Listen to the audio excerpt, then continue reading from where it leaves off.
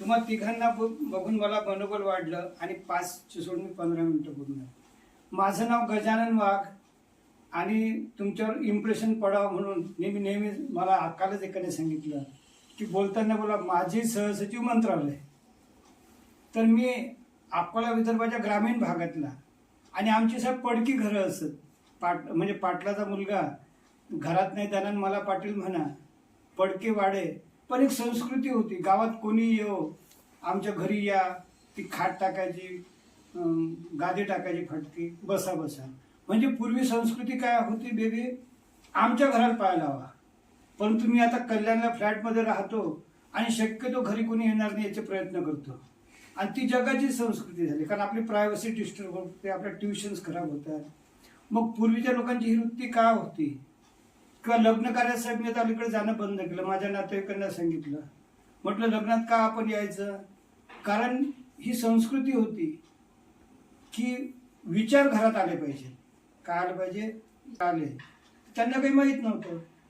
मग असे लोक एकत्र आले की विचार आपल्याकडे येतात आणि त्यामुळे आपली प्रगती होते. कारण तुम्ही काही लायब्ररीतले 1,00,000 पुस्तकं वाचले नाही, हिने काही 10,000 पुस्तकं वाचली नाही, पण येणारे लोक आपला आपला अनुभव शेअर करतात, त्यांच्या तरंगलहरी शेअर करतात. तर असा आजच्या आणि पूर्वीच्या जमान्यातला फरक पडला. आणि मी सकाळपासून कुलकर्णी साहेबांना घरात येण्याचं टाळत होतो. शेवटी त्यांनी घरात आणलंच. मी त्यांना शेवटपर्यंत बोललो का हो. आणि मग आल्यावर मला वाटतं दोघंच असतील, गेले असतील ट्युशनला, शाळेत, पण तुम्ही तिघही दिसले. तर मुलींना लक्षात ठेवा की कोणीही आपल्या घरी येताना अतिथी देवो भव. फक्त मनामध्ये आदर आणि श्रद्धा ठेवा. तो खायला येत नाही, राहायला येत नाही. आता आपण नातेवाईक कट केले सर्वीकडे आणि त्याच्यामुळे हा समाज अनेक अधोगतीला चालला. तर मुलींना गावातल्या खेड्यातल्या ग्रामीण लोकांमध्ये मी 12वी नापास झालो, वाया गेलो. पण लोक, मजूर लोक असतील, काहीही तुम्ही परीक्षा नाही दिली, पांडेबा खूप नाराज झाले. I am from joint family. आणि अशा रीतीने मी मंत्रालयाचा सिनियर क्लर्क झालो आणि माजी कमिशनर म्हणून रिटायर झालो. आलं लक्षात? माझे काका यांच्यासारखेच धर्मवान होते. ते म्हणून कडा बाबू तू IAS झाला नाही तरी चालेल, बुद्धिवान व्हा एवढीच माझी इच्छा आहे. आणि म्हणून साहेबांना कल्पना आहे की माझी पत्र किती कठीण असतात, त्याच्यावर लिहावं लागतं की मन लावून वाचा, शांत डोकं ठेवून वाचा. तर विद्यार्थ्यांना मी जरी माजी कमिशनर असलो तरी मला काही सरकारी अधिकाऱ्यांप्रमाणे तुमच्या वडिलांप्रमाणे भ्रष्ट होता आलं नाही. गोरगरिबांबद्दल दया करुणा वाटत गेली. आणि मी साहेब खुल्याम भाषण द्यायचं तुमचं लातूर जालन्याला की पुढच्या जन्मात पेट्रोलचा सचिव होईल आणि या लग्न मंगल कार्यालयाच्या 1,000च्या नोटा जमवील आणि मग त्याच्यावर झोपून पाहिजे सुख वाटतं काय. पण या जन्मात तुमच्यासोबत जीव जोडला म्हणून तुम्ही सुखी राहावेत हीच इच्छा. तर with this background me retire झालो आणि 4-5 वर्षात मरणार होतो. मोठं पोट, BP, शुगर, 30 गोळ्या आणि या विद्येमुळे पुनर्जन्म झाला. आणि म्हणून मग मी ठरवलं की ही विद्या 150 कोटी लोकांपर्यंत पोहोचवायची. आणि मग हा माझा प्रवास सुरू असतो. आता मुलींनो, तुमचं इंटेन्शन काय? तर अनायासे तुमच्या घरातच ही विद्या आहे. ह्या विद्येचं सतत मैत्रिणींमध्ये, लेक्चररमध्ये, विद्यार्थ्यांमध्ये सांगत राहायचं. साहेब मनशक्ती केंद्र काय म्हणतं, रोज 1 तास सेवा करा. सेवा म्हणजे की पैसे वाटायचे नाही, की भाकरी वाटायचे नाही. जे विचार आहेत ते मैत्रिणींना सांगायचे, प्रिन्सिपलला सांगायचे, शिक्षकांना सांगायचे, बर्थडे लागले तिथं सांगायचे काय आहे तप सेवा सुमिरन. आणि त्याच्यावर आधारित मी हे पोस्टर केलेलं आहे की गोपाल शास्त्रीच नाही तर BV चव्हाण, आनंदीमा, जया दिलीप काळे, नाशिकचे किरण वाटारे हे सुद्धा या विद्येचं वाटप करतात. आणि आता हे पोस्टर दाखवत असताना लोकांना मी वाटल्यास तुम्हाला असे पोस्टर नंतर एक सेट करून गिफ्ट पाठवेल. लोकांना मी सोप्या भाषेत सांगतो. ही बघा, ही जाडी जाडी सून आपली सासू, ही तिची सून, ही नात आणि ही सिनेमाची हिरोईन हेमांगी सोलंकी. तर ह्या 4ही स्त्रिया एकच आहेत.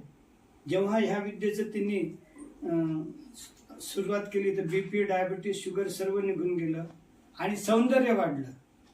तर मुलींना तुम्ही अशा याचा आधार जर घेऊन मुलींना समजावून सांगितलं तर नक्कीच त्यांची प्रकृती सुधारेल आणि सर्व त्या चांगल्या होतील. आणि आता तुम्हा लोकांना अनायाशी मनशक्ती केंद्र माहितच आहे, त्यामुळे त्याच्याबद्दल मी जास्त बोलणार नाही. परंतु एक विद्या आणि ते नंतर करू, एक विद्या आहे विपश्यना.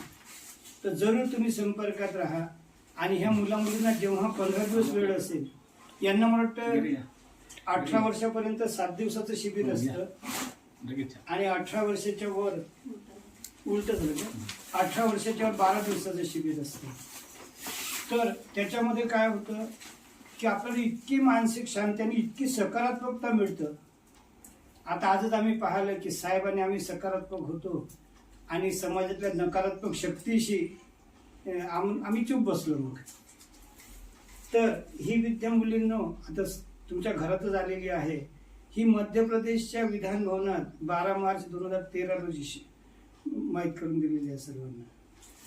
आता विपश्यना विद्या जी आहे ती तुमच्या अभ्यासामध्ये एकाग्रता वाढवतं, तुमचं परफेक्ट शार्पनेस वाढवतं आणि तिचं एक आनापान ध्यान आहे साधं 10 मिनिटाचं. तर ते तुम्ही ध्यान जर सकाळ संध्याकाळ करत राहिला किंवा जेव्हा जसा वेळ मिळेल, आणि ती कुठल्या धर्माची नाही का जातीची नाही, जाणारा येणारा श्वास येण्या शरीराच्या संवेदना पाहायच्या आहे. तर तुम्ही लोक तपसेवा सुमिरन, नंतर विपश्यना, नंतर मनशक्ती केंद्र. मनशक्ती तुमच्याशी चिटकलेला आहेच. आणि साहेब 17 ते 19 दिल्लीला विद्यार्थी शिबिर आहे. जर तुम्ही वेळ काढू शकला तर फारच चांगलं. किंवा हिचं काका आणि हे जे कोणी जाऊ शकतात, किंवा मॅडमला जर तुम्ही पाठवलं ना, एखादी बहीण वगैरे, हे तिन्ही मुलं पाठवले तर ह्या मुलांचं जन्माचं सोनं होईल. कारण वनपोरिया कुटुंब काय म्हणतात आपल्या बडोद्याचं, की आम्ही हे तपसेवा सिमरन करत होतो आणि माझं म्हणे कारमध्ये जीव घेणं ऍक्सिडेंट झाला. डॉक्टर म्हणते वर्षभर उठणार नाही, वर्षभर आयसीयूत ठेवा. पण मला म्हणे ग्रीन ज्यूस हे डाएट देणं सुरू झालं. डॉक्टर मना करता. हम म्हटलं हम आपको बिल दे रहे हैं, आप चुप बैठो. फिर 3 महिन्यात म्हणे मी चालू फिरू लागले. मग ते डॉक्टर लोक म्हणजे आम्ही आता ही ॲलोपॅथीमध्ये या विद्येला आणलो. तर अशा रीतीनं मुलींना मी आलो तुमच्या घरात विपश्यना विचार ठेवून जात आहोत. तुमच्या घरामध्ये मनशक्तीचे विचार बळकट करत आहे. हे बोललं आम्ही सगळं किट आणलं. तर तुम्ही सुद्धा मुली कुठले कुठले कोर्सेस आहेत आणि ऑनलाईन त्याच्यात वेळापत्रक पण असतं. आणि 1-2 तुम्ही तिथल्या लोकांना जर रिक्वेस्ट ग्रुपमध्ये मग ॲड करतात आणि जाहिरात आली की लगेच त्याच्यात टाकतात की बाबा 10 ते 12 मे विद्यार्थ्यांसाठी शिबिर आहे, किंवा आता हा 10वीत गेला तर परीक्षा धैर्यवर वगैरे. आता ती वेळ गेली, पण पुढच्या वर्षापासून सिरियस राहा. एवढे बोलून मी 2 शब्द थांबवतो. आणि मला तुम्ही घरात बोलावलं तर घरात येण्याचा हेतू काय असतं हाही सांगितलं.